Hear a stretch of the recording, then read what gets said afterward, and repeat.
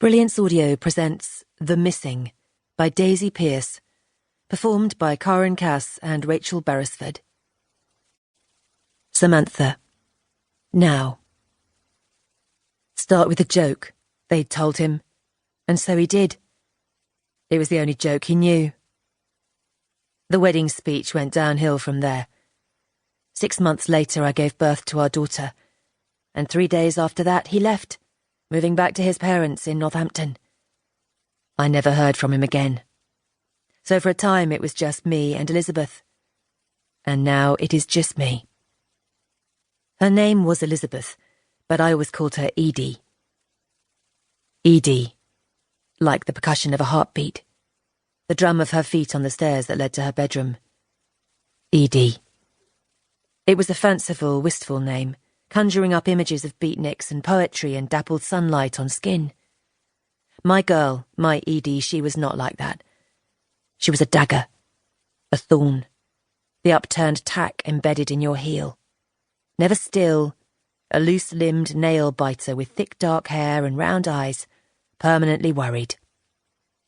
After Edie first went missing, I shook for days. I lay in bed, curled on my side with my knees tucked up to my chest, and I trembled so much it looked like a seizure. The doctor told me it was adrenaline, the body's way of coping with the shock. As a kid, I'd once witnessed a storm take out the power line of our house. The cable had crackled and snapped and twisted like a snake. My daddy had told me that if I touched it, I'd be barbecued meat. Lying there in my bed, the covers pulled around my feet, body jerking with shock, I felt that same frantic current pass through me. I still have something from that time, a shopping list that I keep in a drawer. My handwriting's a spidery crawl across the page, almost without cohesion, sliding on a downward tilt. There is nothing steady about it, and it frightens me a little. That's why I keep it, to remind me of how bad it was, those first days after she'd gone. My hands are still shaking now. My pregnancy was a 9-month-long dash to the toilet, me bilious and woozy, barely able to hold anything down. Try ginger, they told me in the baby group, which I attended alone.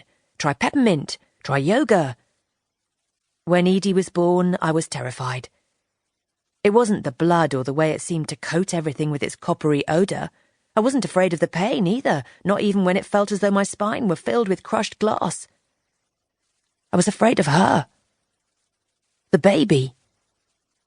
The midwife who passed her to me whispered, "She's beautiful." Told me she was a perfect little girl, but I wasn't able to see it.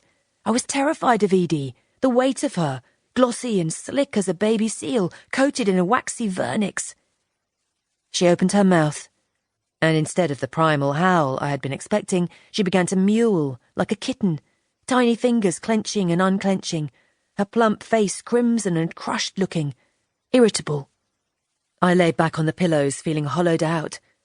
In that moment, I wished I could go back in time and undo everything, starting with Mark Hudson. To a time before then, even, to ever meeting him, to ever going to the bus stop on that rainy Tuesday, trying to hide behind my Just 17 magazine and risking sly peeks at him over the pages. Imagine how I feel now, looking back at myself, at the young woman in the past, this new mother, thinking that I wished I could undo it all.